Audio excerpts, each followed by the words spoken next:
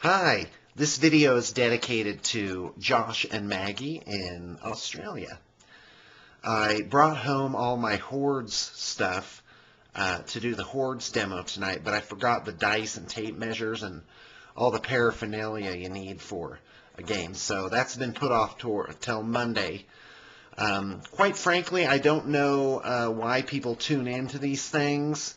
But I am starting to get nagged if I don't put something up every day. So I'm afraid you're going to have to look at my ugly mug again. Yes, it's very sad. Very sad. You can turn back now. So I'm going to tell you how I got started with miniatures battles.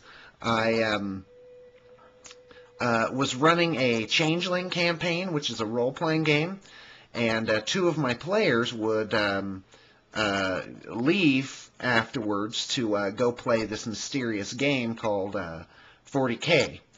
And one time they came by with some white dwarfs, and I started looking at them, and I was immediately captured by it. This was when Tyranids were first coming out, and like 3 editions ago. And so I looked at all the armies. I debated. I mean, that's a magical time, I think, when you're first deciding what army it is that you want to play. And finally, I went with Eldar. They just seemed so slick. And I bought my first models from a friend of mine for $56, and I stripped them and reassembled them. I bought my first paint set, which was enamels and like makeup. Oh, it was the worst. So, but soon I discovered acrylics, and oddly, the painting part of it really fascinated me at first. My original Eldar army. By the way, I think I'm on my 5th Eldar army. My original one was hideous. Oh, it was so bad. It was like the rainbow of colors.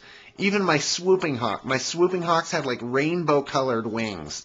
So, it changed color with every feather. It was pretty bad. So I also built a board out on my back porch that was actually a shallow trough filled with fine gravel. And it was my genius idea to, in a Zen garden sort of way, to push up hills and actually form them. And I had like actual rocks that I would stick in there as like impassable terrain or whatever. So wow, this hobby has certainly come a long way for me. And one day, okay, so there's more to this story. One day, Sean F. and Aaron came by, and they had these giant grins on their faces. And I said, what's going on? Well, we've decided we're going to dabble in Warhammer Fantasy. So that's how that all started. So I started playing the High Elves. And some of you may have heard my thing about the High Elves, where I painted the little 5-pointed star on their helmet green. And it looked like a marijuana leaf. So that was pretty funny. So anywho, so what happened is we'd play at my house every week, and pretty soon it was like 5, 8, 10, 16 guys showing up. And one day my wife came home from work, and we had set up a gaming table in the bedroom, on the bed, in the kitchen, and 2 out on the back porch. Basically, the whole house was covered with gaming boards, and there was like Taco Bell wrappers stuffed under the couch cushions when they left, and it was pretty bad.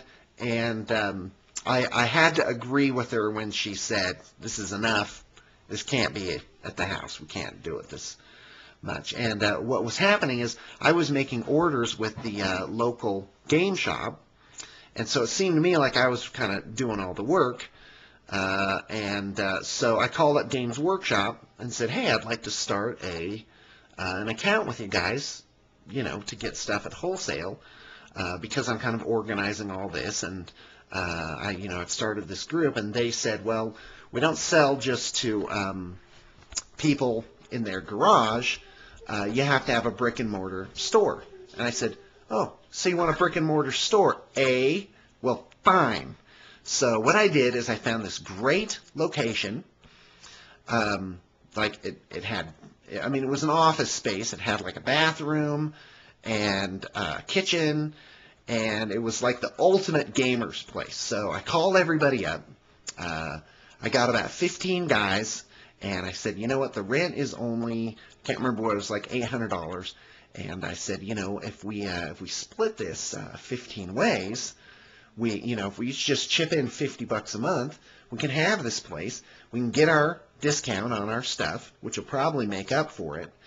And so that's how Invincible War Games was born. So I had that shop for a couple of years, and I finally sold it off, and it died out, which was sad, and I really kind of got off topic there.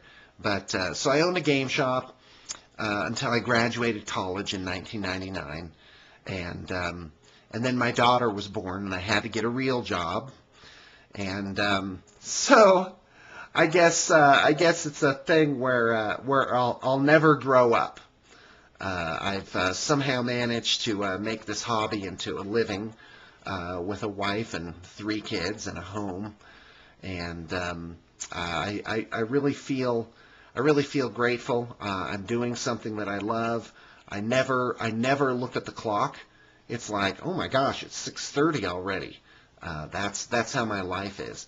And so I guess I could really wind all this up with a thank you. A thank you to the Blue Table fan, to the Blue Table client, who makes it all possible. And not just for me, but for quite a few other people as well. So happy holidays to all, and I hope you've enjoyed this last-minute Saturday night update. I've got a couple of special things in the works for you for Monday.